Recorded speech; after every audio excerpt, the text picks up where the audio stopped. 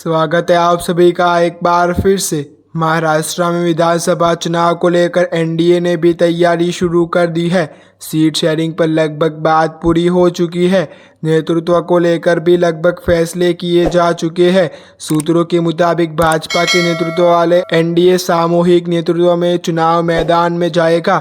हालांकि शिवसेना का दबाव है कि एनडीए मौजूदा मुख्यमंत्री एकनाथ शिंदे को आगे रखकर चुनाव लड़े, ताकि उद्धव ठाकरे के नेतृत्व वाली शिवसेना उनके वोट में ज्यादा सेंध न लगा सके। राज्य में अभी चुनाव की घोषणा नहीं हुई है, लेकिन भाजपा ने उम्मीदवारों को चयन का काम शुरू कर दिया है। महाराष्ट्र में एनडीए के भीतर सीट बंटवारे को लेकर मोटे तौर पर सहमति बन गई है। विधानसभा की 288 सीटों में से लगभग 117 सीटों पर भाजपा चुनाव मैदान में उतरेगी, जबकि शिवसेना लगभग 80 सीटों पर चुनाव लड़ सकती है। वहीं अजीत पवार के नेतृत्व वाली एनसीपी को लगभग 40 सीटें मिलने की संभावना है। हालांकि विधानसभा चुनाव में भावी मुख्यमंत्री को लेकर भाजपा की बड़ी सहयोगी शिवसेना चाहती है कि एनडीए को चुनाव मैदान में मौजूदा मुख्यमंत्री एकनाथ शिंदे का चेहरा आगे रखकर जाना चाहिए। इसके पीछे उसका तर्क है कि शिवसेना उद्धव ठाकरे को इससे नुकसान होगा और एनडीए को लाभ मिलेगा। हालांकि इस मुद्दे पर भाजपा का स्पष्ट मानना है कि वह न केवल सबसे ज़्यादा सीट पर चुनाव लड़ रही है, बल्कि वह गठबंधन की सबसे बड़ी पार्टी भी है, इसलिए भावी सरकार का नेतृत्व उसके पास ही रहेगा। ऐसे में सामूहिक नेतृत्व में चुनाव मैदान में जाना ज़्यादा बेहतर होगा, क्योंकि विपक्षी कांग्रेस, एनसीपी और कांग्रेस का गठबंधन भी बिना चेहरे के चुनाव मैदान में उतरने की तैयारी में है। ऐसे में भाजपा विरोधी खेमे को कोई मौका नहीं देना चाहती है। सूत्रों के अनुसार भाजपा ने राज्य में उम्मीदवारों के चयन का काम भी शुरू कर दिया है। पार्टी के प्रमुख नेताओं से कहा गया कि वह हर विधानसभा क्षेत्र में संभावित उम्मीदवारों के नाम की सूची तैयार करे, ताकि चुनाव की घोषणा के तत्काल बाद उम्मीदवारों के नाम को अंतिम रूप दिया जा सके।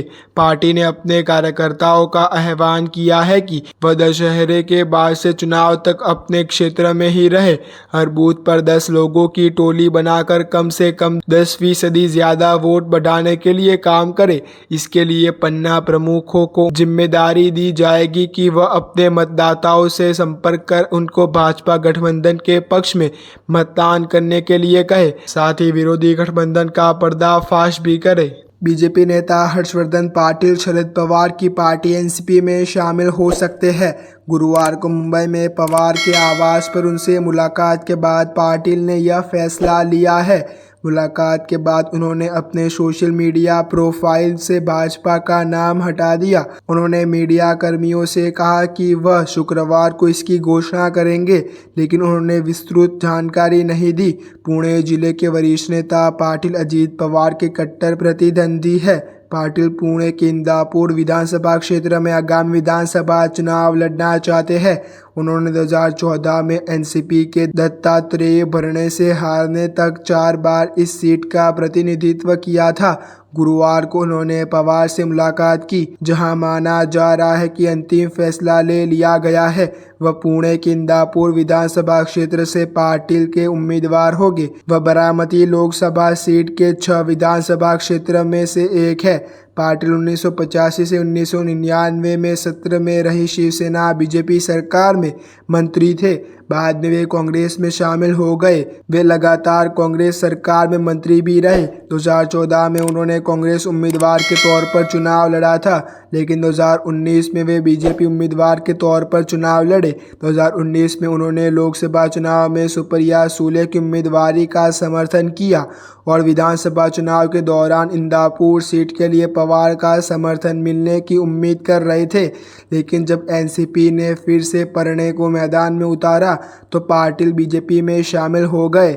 बता दें कि पिछले विधानसभा चुनाव में एनसीपी के उम्मीदवार दत्तात्रेय भरणे ने पाटिल को करीबी मुकाबले में हराया था। भरणे ने पिछले जुलाई में एनसीपी में हुए विभाजन के दौरान अपनी निष्ठा अजीत पवार के पक्ष में कर ली थी। पाटिल महायुति सरकार में भी शामिल हो गई थी। पाटिल को एहसास हो गया था कि एनसीपी के पास सीट होने के कारण बीजेपी से उम्मीदवार नहीं मिल पाएगा। उन्होंने राज्य बीजेपी नेतृत्व को मारने की कोशिश की, लेकिन उन्होंने सकारात्मक जवाब नहीं मिला, जिसके बाद उन्होंने पार्टी छोड़ने का फैसला किया। ऐसे ही अच्छे न्यूज़ जानने के लिए आप हमारे YouTube चैनल को सब्सक्राइब करना ना भूलें।